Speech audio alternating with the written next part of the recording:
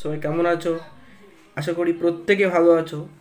তো আমি আজকে নিয়ে চলে এসেছি বিভিন্ন যে প্র্যাকটিস সেটে এই টপিকটা কিন্তু তোমরা প্রায়শই পাবা, যে পশ্চিমবঙ্গের নদী তীরবর্তী শহর। পশ্চিমবঙ্গের আমাদের রাজ্যের যে বিভিন্ন নদী আছে এবং নদীর যে তীরবর্তী শহর, সেগুলো কিন্তু প্রায়শই পরীক্ষাতে এসে থাকে।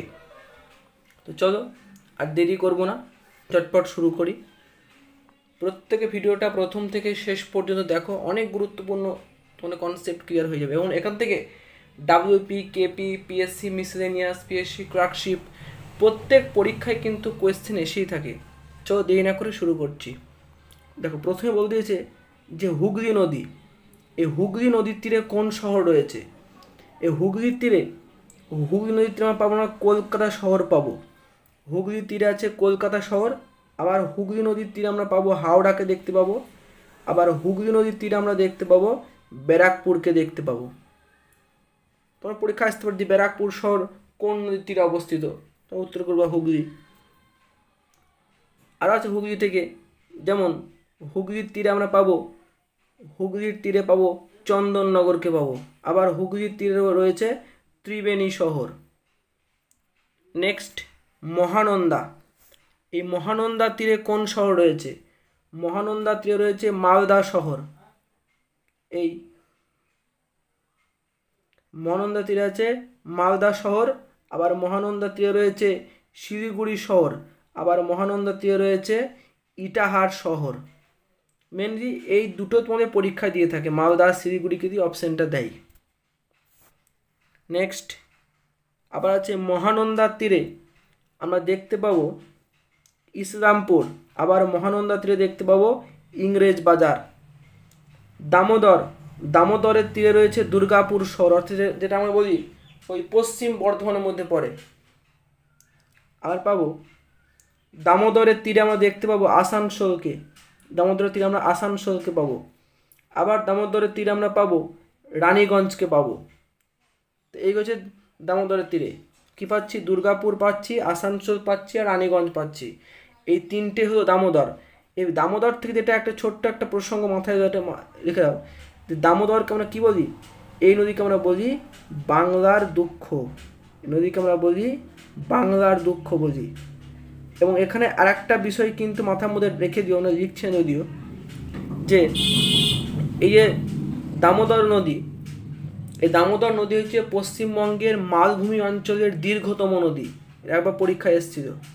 আবার এটা পেতে পারো যে পশ্চিমবঙ্গের পশ্চিম অংশ, যেহেতু পশ্চিমবঙ্গে যদি মালভূমিটা পশ্চিম অংশে রয়েছে, তাই এটাও একটা কোশ্চেন হয় যে পশ্চিমবঙ্গের পশ্চিম অংশের দীর্ঘতম নদীর নাম কি? সেক্ষেত্রে কিন্তু আনসার করবো দামোদর। এই দামোদরে প্রধান দুটো উপনদী রয়েছে। একটাকে আমরা কি বলি? একটা নাম হচ্ছে বরাকর, আরটা হচ্ছে কোনার। চলো, প্রত্যেক বুঝে গেছে।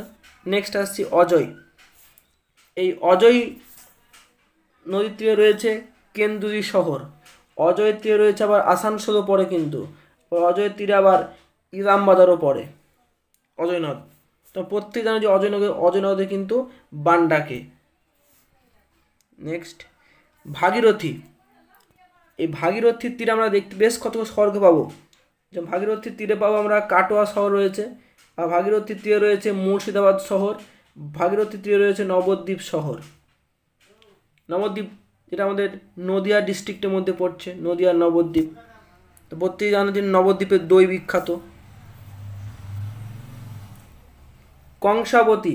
এই কংসাবতীর তীরে আছে পুরুলিয়া শহর, আর কংসাবতীর তীরে আছে মেদিনীপুর শহর।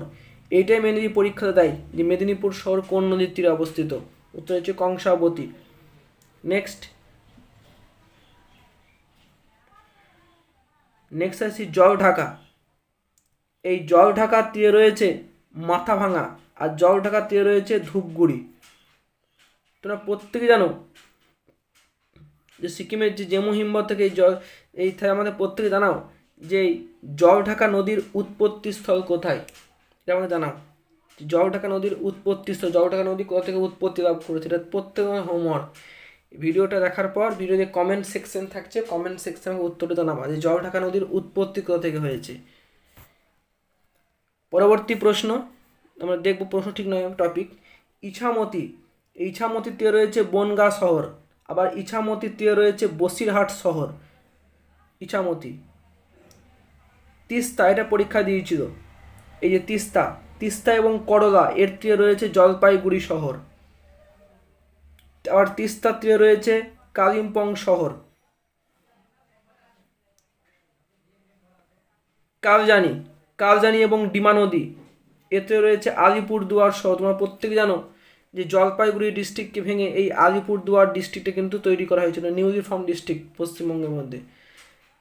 আবার হচ্ছে দ্বারকেশ্বর নদী এর তীরে রয়েছে বাঁকুড়া শহর। দুটো নদী থাকে, এক কোনো কোনো অপশানে আবার ধলকিশোর নদীও থাকে, ঠিক আছে, উত্তর কিন্তু বাঁকুড়াও হবে। নেক্সট আত্রেই নদী বা আত্রাই নদী অনেকে পেতে পারো। এই আত্রেই নদীতে রয়েছে বালুরঘাট শহর। তোরসার তীরে আছে কোচবিহার শহর। জলঙ্গির তীরে আছে কৃষ্ণনগর শহর। জলঙ্গি নদীর তীরে হচ্ছে কৃষ্ণনগর। এটা হচ্ছে আমাদের যে ডিস্ট্রিক্ট হচ্ছে নদিয়া, সেই নদিয়া ডিস্ট্রিক্ট কিন্তু এটা মানে কি বলবো একটা সদর শহর বলতে পারি কৃষ্ণনগর। নেক্সট আসছি কোপাই নদী। এই কোপাই নদীর তীরে আছে বোলপুর শহর বা শান্তিনিকেতন। ময়ূরাক্ষীর তীরে রয়েছে সিউড়ি শহর। এটা আমরা কি বলি যে বীরভূম ডিস্ট্রিক্টের সদস্য রয়েছে সিউড়ি। বলতে প্রত্যেক জানা হচ্ছে সিউড়ির কী বিখ্যাত, সিউড়িতে কী বিখ্যাত আছে জানাও কমেন্ট সেকশনে। নেক্সট গন্ধেশ্বরী, যেটা আগে বললাম যে গন্ধেশ্বরী এবং ধলকিশোর নদী এতে কিন্তু বাঁকুড়া শহর অবস্থিত। রূপনারায়ণের তীরে রয়েছে কোলাঘাট। চূর্ণির তীরে রয়েছে রানাঘাট। এই কিন্তু আমাদের হয়ে গেল। ছোট্ট একটা টপিক ছিল, ছোট্ট একটা টপিক তোমাদের কিন্তু এইখান থেকে তুমি পরীক্ষায় যে কোনো পরীক্ষা কোশ্চেন দেবো, তোমরা যে কোনো প্রিভিয়াস ইয়ার কোশ্চেন ওঠাও, তোমাদের এই যে টপিক নদী তীরবর্তী শহর, এখান থেকে কোশ্চেন কমন পাওয়াই।